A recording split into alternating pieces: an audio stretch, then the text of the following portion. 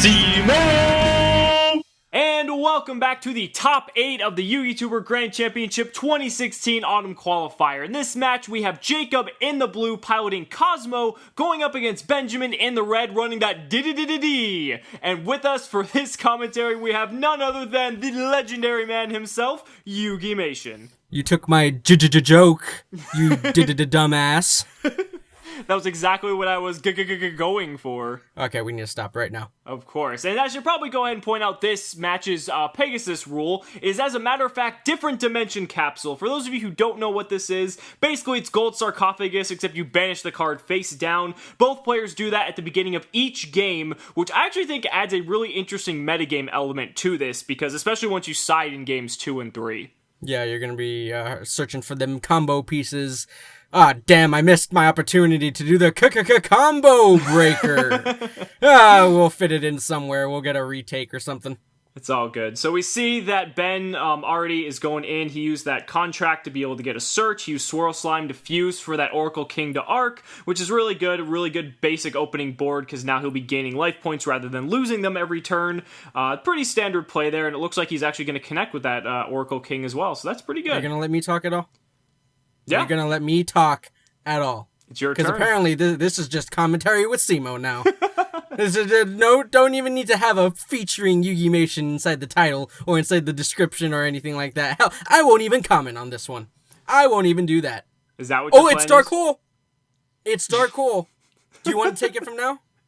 No, go ahead. I'm done. I'll let you commentate. Go ahead. At least another minute, Alex. Just go for it. By all means. I'm not stopping you. Cody, by all means. You always want to commentate because you want to share your extraordinary knowledge with us. I'll let you take it from here. Go ahead. Okay, so obviously we are adding cards from the banished zone to the hand, which is really, really good.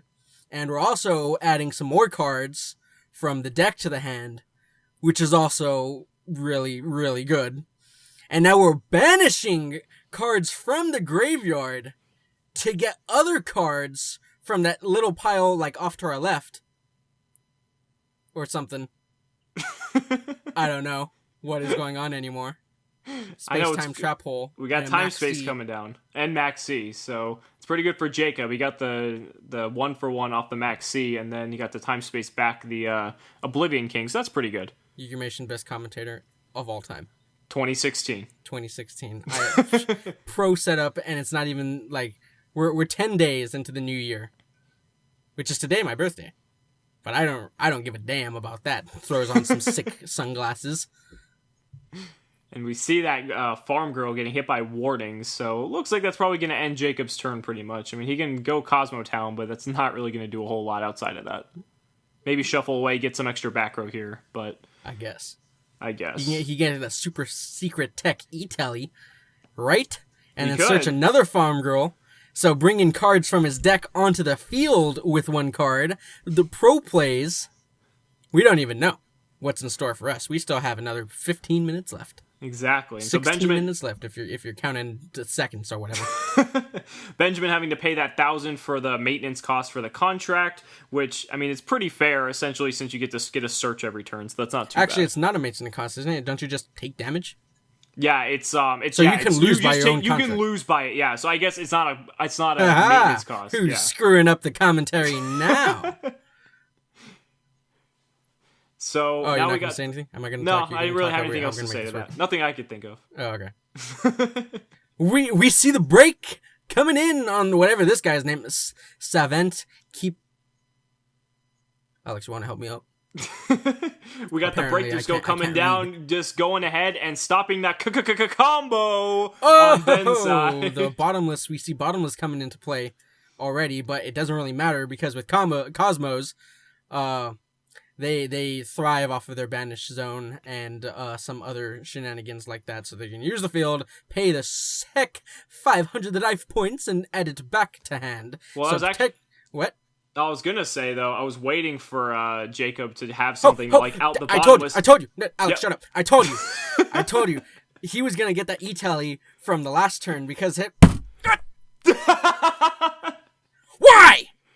Vanity's emptiness, everyone's favorite floodgate. My mic is going... Yeah, I see the huge spike in my recording right now. It's just super high pitched. Oh man, that's gonna be fun for the headphone wearers. I bet we've already wrecked every headphone wearer who's watching this tournament, so I mean, that's nothing new. I wouldn't have it any other way. Yeah.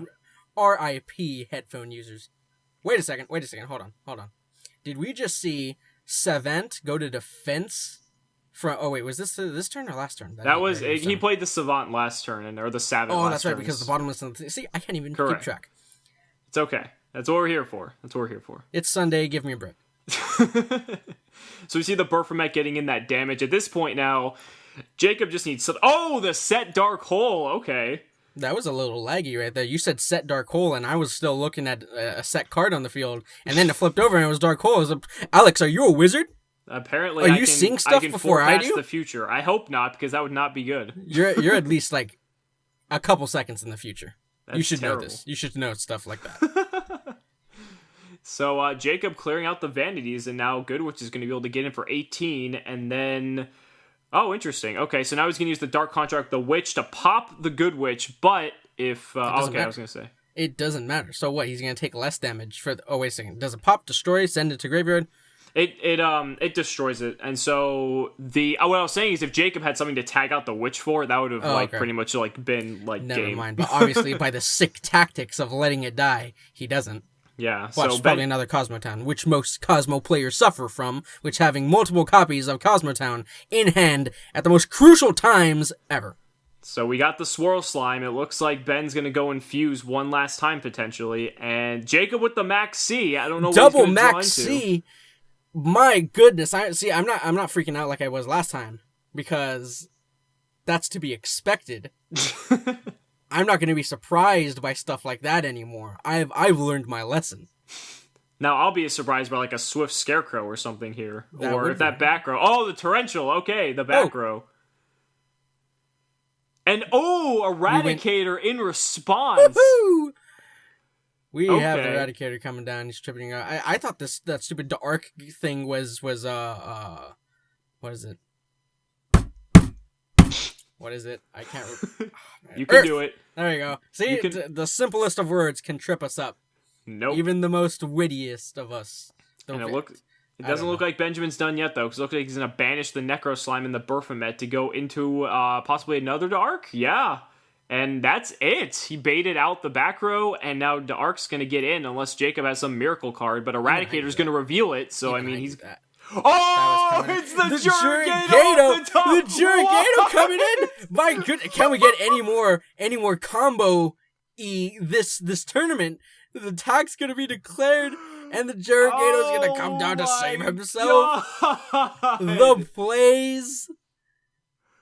I don't even know what to say. Like, out of all the cards he had left to draw, the fact that he drew into Jurigato and that's gonna win him the game.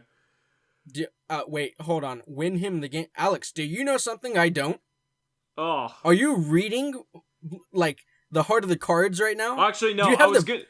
No, I was thinking it was going to win him the game, but I forgot Dark's on the field, so he's actually, he's not going to get burned out. I take that back. Okay. That's what I was thinking, because I'm like, oh, he's got the contracts up, he's going to lose, but I'm like, oh yeah, Dark's still there. You win this round, Alex, but I wouldn't be so cocky for the next one. So, Eradicator, so that's what's so funny with the Eradicator being up, is all the cards that Jacob, wow, he got the same exact card! That's wrapping it up for that game. That's DN, ladies and gentlemen, Cosmos. in a nutshell. Or should I say, DD Cosmos. I'm bringing in all the shortstops today. So now, here's what I was saying going into Game 2 here. Like, it actually adds a really interesting aspect to the game, because now, okay, you know, like, both players have their side deck choices in, so the question is, do you go and banish, like, the one card, like, to help, like, to, like, the Floodgate, let's say, that's going to help you win? Benjamin in the red obviously searched out his Cosmo, my god, I can't even talk today, his Imperial Iron Wall or something, because he can still fuse with his contracts and stuff like that, and slimes and everything, but even though the banishing really gets in some extra help, the Cosmos thrive on banish and can get all their sick combo plays and through the banishing, and obviously get big Destroyer and big Forerunner and Slip Rider and stuff like that to deal with problem cards out onto the field. And with the face up Imperial Iron Wall. Besides, this is all in elementary. I just need to make myself sound important for one turn, and so I'm fairly sure that's what Benjamin searched out. Yeah, so 2 + 2 does equal 5 in some instances, but in Croatia, maybe not so much. And it looks like Ben doesn't even need the one he searched, because the Imperial Iron Wall is right there. My entire theory was blown out the window. Right. Completely. And so that's what I was saying while Jacob goes ahead and shuffles up for mulligans for Kozmo Town. Is like, do you search like the floodgate that's going to help you win, or do you search the card that you know is going to out the card that your opponent searched? I'm going to bring this up right now. If we see the MST on the Iron Wall. Never mind. I was going to say, if we see another Galaxy Cyclone banish itself to pop the face-up Imperial Iron Wall again, like we saw earlier in this tournament, I would quit commentating, like, at the end of this match. Or as soon as that happened, you'd leave, to hear me leave, and I'd never come back. Well, you don't have to worry about that, because we have the MST for the Iron Wall this time instead of the Cyclone, Exactly. And Farm Girl getting in that clean hit, so Jacob has a chance here to make a really big push. Dank Destroyer coming through. You know it. So now more than likely he's going to banish for the Destroyer. Destroyer's going to pop to Arc, and then he's going to get in an extra 3,000 damage on top of that, unless there's a Vanity's Emptiness, of course. Ben going to have At this moment, I'm not even surprised anymore. I know. I mean, the fact that he had Vanity's Emptiness both games is, you can't really do anything about that. You can't. Yeah. But at least he gets back his Farm Girl. But you still need to deal with that 2,800 Arc. Yeah, he's got to deal with the Arc, and he knows what's in his hand now, unfortunately, because Jacob kind of jumped the gun there. He knows he has Farm Girl and Destroyer, so, I mean, now he just has to deal with 2 unknowns. So he's obviously set that pro play Mind Crush and call, God damn it, my dog's barking. Shut up! Oh, speaking of play Mind Crush. I am Wizard. Guys, I've been playing Wizard 101 on the internet with my parents' permission, of course. And I literally just called that Mind Crush right now. You guys don't even know. I used like the Pegasus Millennium Eye or whatever the hell he has on his left eye. There we go. And I called that bluff. Actually, that would be the Millennium Necklace, because the Millennium Necklace is what allows you to see the future. Alex, don't correct me! Made me throw my mic across the room. And the only reason I know that's because I'm, like, rewatching the entire anime right now, so... Wow, what a nerd. I know, right? What else would I do with my life? What is Yu-Gi-Oh? So, getting back to this really riveting match we got here, it looks like we have Ben using Dark Contract the Witch again to go ahead and pop that last back row that Jacob has. Because it's going to be something good. It's Great Horn of Heaven. Wow, okay. Don't know what that does. That would have been really... Okay. I'm kind of like thinking how useful that would have been. That's it. You could have just said it was Horn of Heaven or Great Horn of Heaven. And we could have skimmed right over that. We could have, but go ahead and tell me how useful that card's going to be, Cody. Please do. I'm still wondering. It's during 2 of your standby phases, right? That you get the card that was face down?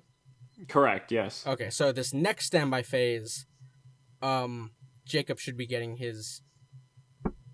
Correct. It looks actually Jacob should have taken it this turn. Yeah, I mean, I'm sorry. Ben should have had it this turn, and he took it just now, just remembering that he should have had it. No. I was talking about Jacob in running Cosmos. Shouldn't he have already had it?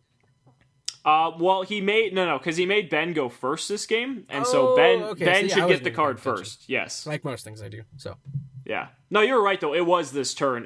Ben just forgot to take it during his turn, but it looks like it didn't make a difference in terms of If I had a card with a timer on itself, just waiting for me to grab it, I would have it, like, slapped onto my opponent's forehead, so that way I do not forget that I still need to grab that card. Well, now we should watch, because we know the one card in Ben's hand right now is the one that he needs, so... Let's see if it can help him in his dire situation of need. So, got the Farm Girl down, he cleared the Vanities, so now Jacob has the opportunity here. It looks like he's just going to immediately banish for the Destroyer, not even going to mess around with Farm Girl. Getting the damage. And so, Dark Destroyer popping the King, attacking over with the Arc, Baphomet. Is it you take no damage or no effect damage? I believe you gain life points instead of losing life points for effect damage. Okay. So I forget like the specific wording, but it's like for like I'm not 100% sure, but I'm pretty sure that's what it does. Alex, you're hosting this tournament. You should be 110% sure about every card that you see. I should be, but clearly in the first round with Galaxy Cyclone, that's a complete lie. So yeah, we're gonna bring it up for the rest of this tournament. We are, because I don't. I will bring it up every single time. I think that was the most like, Alex, why did you let that happen? type of moment in this tournament so far. Like if we do a tournament replay, we will see that as the number one spot where we would keep on rewinding and asking ourselves, why did that happen? Exactly. If we made a montage of like the biggest fuck ups from the Grand Championship qualifiers, that would definitely probably be number one. We should get Slacker Magician to do the qualifier tournament dank series. He would be all over that. So we see the Necro Slime going in for another Dark, and Ben just setting one card. And passing. Okay. Hold on. We keep on saying dark, but it's dark. Is it dark? I have no idea. It just has an A capitalized as well, so we're thinking dark. Well, it's D''ARC. Are you correcting me again? I am correcting you again. Okay. And so now we see the Dark Destroyer running into the Ark, and he's flipping Fairy Wind because that contract actually boosts his Ark's attack. So he's doing that to make sure that he gets over the Ark. Okay. Cool. So that's good. So Fairy Wind actually getting some use in there. That's a really good side deck card with all the contracts and such. Mm-hmm. That's actually a really good play. I'm just noticing right now, shouldn't Jacob's Kozmo Town be gone as well? Well, we have another thing for the montage. There we go. Insert a Call of Duty hit marker right now. Yep. All over the screen. It's going to be covering it. And Jacob on his last couple hundred life points here.